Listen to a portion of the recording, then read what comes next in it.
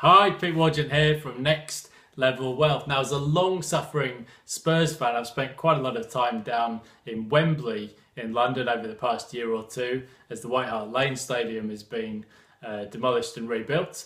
And that's quite a topical subject at the moment because all around the tube station at Wembley and all the way down Wembley Way to the stadium are build-to-rent developments, thousands of units there.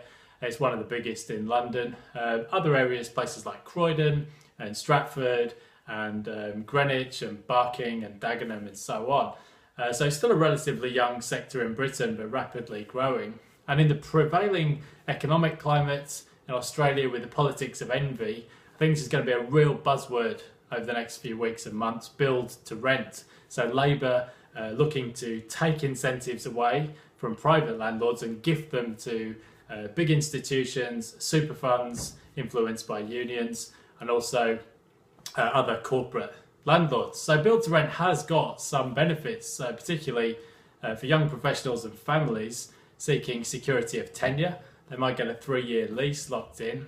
Not that anyone normally asks private landlords. I'm sure in many cases they'd be happy to offer that.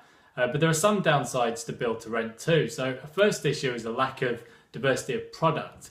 Because generally you need to build at scale to make build to rent work, and that makes it hard to convert existing buildings. So I think what we'll see in Australia is just a prevalence of tower blocks in certain areas.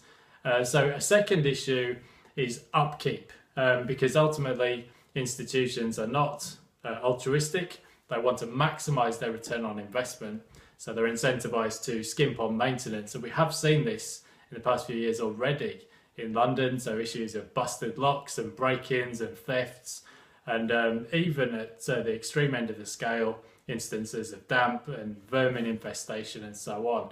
A third issue is that rents on build to rent, contrary to what you might expect, are often higher than local market equivalents. And while what people are promised is often a long and stable rental, we've seen many cases of rents actually going up much more quickly than inflation as institutions look to maximise return on investment.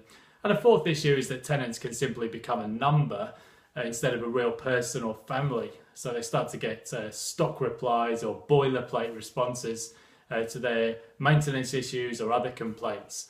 So build to rent is no magic pill. I think ultimately it's only going to be a very small portion of the millions of dwellings that Australia needs to supply over the next decade or two, but it could certainly have a role to play as well. That's it for today. If you want to know some more, check out my website below.